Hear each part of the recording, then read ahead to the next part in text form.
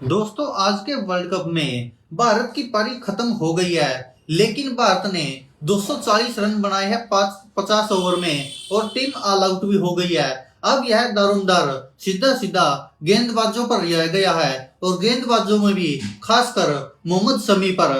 जी हाँ दोस्तों, जिस तरह से आप सबने देखा कि वर्ल्ड कप को लेकर लगातार भारतीय फैंस पूरे जोश में थे और स्टेडियम भी खचाखच भरा था। पूरा जैसे नीला आसमान दिख रहा था, ऐसे ही स्टेडियम भी नीला दिख रहा था। लेकिन क्या कर सकते हैं, आज भारत की बल्लेबाजी खास चल नहीं पाई। लेकिन इसमें भारतीय बल्लेबाजों को दोष बिल्कुल नहीं दे सकते, क्योंकि उन्होंने पूरे वर्ल्ड कप में बहुत अच्छा खेला है और आज भी कोशिश अपनी तरफ से पूरी की थी। और आज भी भारत ने जो स्कोर बनाया है 240 रन का, इसको यह हम मीडियम स्कोर कह सकते हैं कि 50-50 चांस है भारत की हार के भी और जीत के भी। अब देखना होगा कि भारत की गेंदबाजी कैसी रहती है और ऑस्ट्रेलिया की बल्लेबाजी कैसी रहती है। क्योंकि जिस तरह से नरेंद्र मोदी क्रिकेट स्टेडियम अहमदाबाद गुजरात का जो यह स्टेडियम है, एक तो इसकी बाउंड्री बड़ी बड़ी है और ऊपर से पिच ऐसी है कि गेंद ज्यादा उछाल नहीं ले रही और ऊपर से बाउंड्री बहुत कम लग रही थी। और यही कारण है कि हालांकि रोहित शर्मा ने शुरुआत में अच्छी दी थी भारतीय टीम को, लेकिन शुरुआत में शुभमन गिल आउट हो गए, उसके बाद से फिर श्रेयस अय्यर आउट हो गए, फिर विराट कोहली, फिर केएल राहुल, ऐसे करते करते भारत 240 रन तक पहुंच गया। हालांकि बाद में आए गेंदबाजों ने थोड़ा अच्छा प्रदर्शन किया और जो 20-30 रन जोड़ सके वो आगे चलकर काम आएंगे भारतीय टीम के। अब दारोमदार रह गया है सीधा सीधा गेंदबाजी पर। गेंदबाजों की बात करें तो जिस तरह से स्पिनर्स को भी मदद मिल रही थी और फास्टर को भी मदद मिल रही थी। अब देखना होगा कि अगर पिच गिल्ली नहीं होती है और जिस तरह से मौसम बदलता जा रहा है तो भारतीय टीम भी अच्छी गेंदबाजी कर सकती है, जिसमें कि मोहम्मद शमी पर सबसे ज्यादा दारोमदार रहेगा। क्योंकि इस वर्ल्ड कप में मोहम्मद शमी ही चैंपियन रहे हैं अब तक और जिस तरह से गेंदबाजी में सबसे ज्यादा विकेट भी मोहम्मद शमी ने ही ली है। अब देखना होगा कि मोहम्मद शमी आज के फाइनल मैच में क्या करिश्मा दिखाते हैं, क्योंकि जिस तरह से भारतीय बल्लेबाजों ने खेला वो अपनी तरफ से पूरी कोशिश की, लेकिन पिच वैसी कहें या फिर ऑस्ट्रेलिया की फील्डिंग बहुत अच्छी थी और गेंदबाजी भी काफी अच्छी रही। सोची समझी रणनीति के तहत ऑस्ट्रेलिया की टीम उतरी थी और उन्होंने वैसा कर दिखाया जैसा वो करना चाह रहे थे। और शायद इसके पीछे का यही कारण है कि उन्होंने पहले गेंदबाजी चुनी। हालांकि रोहित शर्मा से पूछा गया तो उन्होंने भी कहा कि हमको तो पहले बल्लेबाजी ही चाहिए थी, टॉस हार जीत का कोई मतलब नहीं रहा फिर। लेकिन आपको बता दें कि अब देखना होगा कि भारतीय गेंदबाज क्या वैसा कर पाते हैं जैसा कि उन्होंने इंग्लैंड के खिलाफ किया था, जैसा कि उन्होंने ऑस्ट्रेलिया के खिलाफ किया था, जैसा कि उन्होंने श्रीलंका के खिलाफ किया था, जैसा कि उन्होंने दक्षिण अफ्रीका के खिलाफ किया था। तो अब देखना होगा कि भारत कितना मजबूत बना पाता है अपने आप को। सीधा सीधा पावर प्ले में ही पता चल जाएगा, क्योंकि जिस तरह से भारत ने पावर प्ले में काफी रन जोड़ दिए थे, शायद 80 से ऊपर ही थे, 84 थे। और रोहित शर्मा ने काफी अच्छी बैटिंग की, उन्होंने मात्र 31 बॉलों पर 47 रन बनाए, 4 चौके और 3 छक्के भी उड़ाए। हालांकि रोहित शर्मा ने जो स्टार्टअप दिया था वो शायद काम आएगा भारत को, और शुभमन गिल कुछ खास नहीं कर पाए, वो केवल 4 रन बनाकर 7 बॉलों पर आउट हो गए। और विराट कोहली काफी अच्छा खेल रहे थे, 63 बॉलों पर 54 रन बनाए, 4 चौके भी लगाए।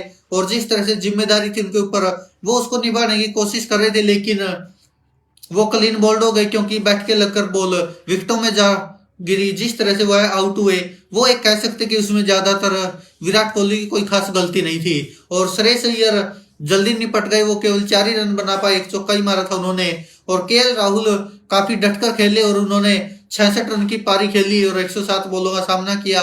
अब देखिए कि 66 रन में से केवल 1 चौका लगाया है केएल राहुल ने, वरना वो ऐसी पारी खेलते नहीं है।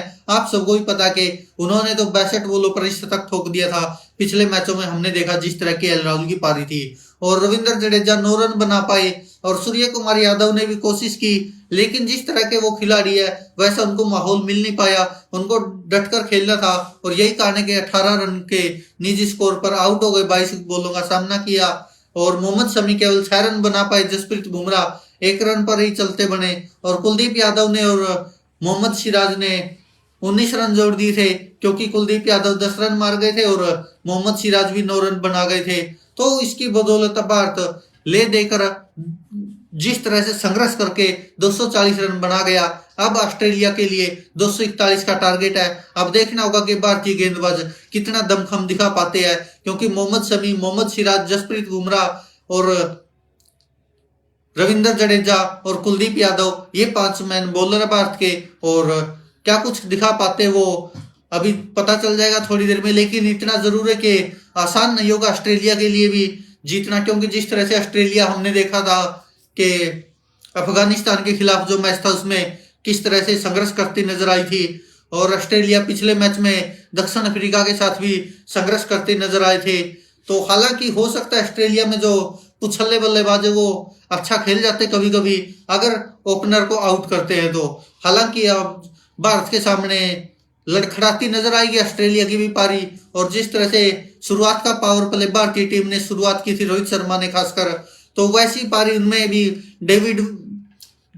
डेविड वार्नर है वो भी खेल सकते हैं। लेकिन क्या मोहम्मद शमी, जसप्रीत बुमराह, मोहम्मद सिराज, कुलदीप यादव, रविंद्र जडेजा, इन सबके सामने टिक पाना ऑस्ट्रेलिया के लिए आसान होगा, ये भी देखना होगा। लेकिन कहीं ना कहीं चुनौती जरूर मिलने वाली है ऑस्ट्रेलिया की टीम को। और जिस तरह से भारत की गेंदबाजी रही है इस पूरे वर्ल्ड कप में, और मोहम्मद शमी टॉप के गेंदबाज रहे हैं, हालांकि मैच कम खेले जरूर, लेकिन उसके बावजूद भी सबसे ज्यादा विकेट लिए है इस वर्ल्ड कप में मोहम्मद शमी ने। और उन्हीं पर आज निगाहें हैं सबकी कि अगर जिस तरह से सेमीफाइनल में भारत को जितवाया था मोहम्मद शमी ने, आज फाइनल में भी उन्हीं के ऊपर दारोमदार आने वाला कि शायद वो जितवा सकते हैं अगर अच्छी गेंदबाजी करते हैं। लेकिन देखना होगा कि ऑस्ट्रेलिया की टीम कैसे चलती है, क्योंकि स्कोर ज्यादा बड़ा नहीं है, लेकिन क्या 50 ओवर खेल पाएगा ऑस्ट्रेलिया, ये सबसे बड़ा संकट आ सकता है ऑस्ट्रेलिया के ऊपर जिस तरह की भारत की गेंदबाजी रही है। दोस्तों आपको क्या लगता है कि क्या भारत यह वर्ल्ड कप जीत पाएगा?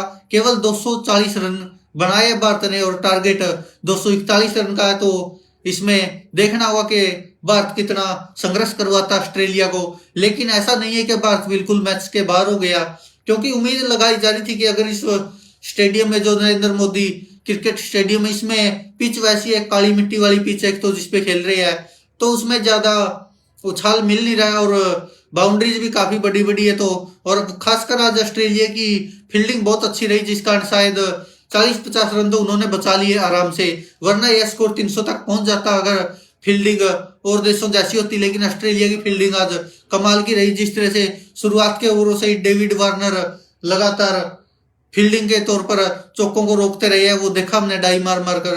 तो अब वही दारोमदार होगा भारत के ऊपर भी कि भारत कैसी फील्डिंग कर पाता है और भारत गेंदबाजी कैसी करता है, क्योंकि सबसे जरूरी गेंदबाजी रह गई। अब जो बल्लेबाजों का काम था वो खत्म हो गया। अब बल्लेबाज तो केवल ये कर सकते कि फील्डिंग अच्छी कर सकते हैं, बाकी दारोमदार सारा गेंदबाजों पर ही है। लेकिन क्या गेंदबाज ऐसा करिश्मा दिखा पाएंगे जैसा कि सेमीफाइनल में दिखाया या अब तक पूरे वर्ल्ड कप में दिखाया है?